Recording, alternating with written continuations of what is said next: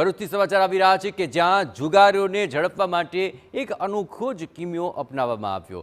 ખેડૂતોના સ્વાંગમાં પોલીસે કાર્યવાહી કરી છે, જ્યાં આછોદ ગામે પોલીસે ખેડૂત બનીને જુગારધામ પર દરોડા પાડ્યા હતા। અહીં ટ્રેક્ટરમાં ખેડૂત બનીને જુગારધામ સુધી પોલીસ પહોંચી હતી। ગામની સીમમાં જુગાર રમતા 12 જેટલા જુગારીઓને ઝડપી લેવાયા। પોલીસે કુલ 2.49 લાખનો મુદ્દામાલ જપ્ત કર્યો છે। જુગારીઓને ટ્રેક્ટરમાં બેસાડીને પોલીસ મથકે લઈ જવાયા હતા। ખેડૂતોના સ્વાંગમાં પોલીસ પહોંચી અને એ રીતે આ જુગારીઓને પકડવામાં સફળતા હાથ લાગી। 2,49,000નો મુદ્દામાલ પણ પોલીસે કબજે કર્યો છે અને 12 જેટલા આ જુગારીઓને પકડી પાડ્યા છે।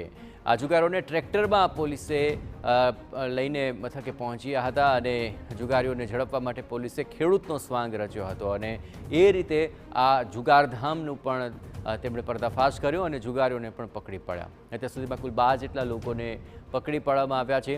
ખેડૂતનો વેશ ધારણ કરી પોલીસે દરોડાની કાર્યવાહી કરી। એ દ્રષ્ટિએ જોવા જઈએ તો આ રીતે જુગારધામ પર છાપો મારવા માટે એક અનોખા જ કિમિયાનો પોલીસે ઉપયોગ કર્યો। પોલીસો તમામ ખેડૂતોના વેશમાં પહોંચ્યા અને જુગાર રમી રહેલા આવા લોકોના અડ્ડા પર તેમણે છાપો માર્યો હતો। વધુ વિગતે વાત કરવા જોડાઈ રહ્યા છે TV9 સંવાદદાતા અંકિત મોદી। અંકિત, પોલીસ આખરે ખેડૂતના સ્વાંગમાં પહોંચી, કઈ રીતે આ આખું જુગારધામ છે તેને પકડી પાડવામાં આવ્યું?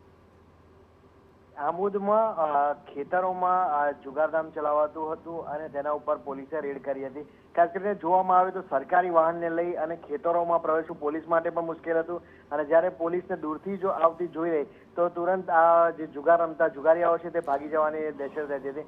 આ કારણે જંબુસર ડીવાયએસપી PL ચૌધરીના માર્ગદર્શન હેઠળ આખું એક પ્લાન બનાવવામાં આવ્યો અને જેમાં પોલીસે ખેડૂતનો સ્વાંગ રચ્યો અને ટ્રેક્ટર ટ્રેલર લઈ અને તેમાં સવાર થઈ પોલીસ ગામની સીમમાં પહોંચી હતી અને અચાનક જે જુગારીયાઓ હતા તેમની પાસે પહોંચેલી પોલીસને જોઈ તેઓ ભાગી શક્યા ન હતા, તમામને પકડી લેવાયા હતા।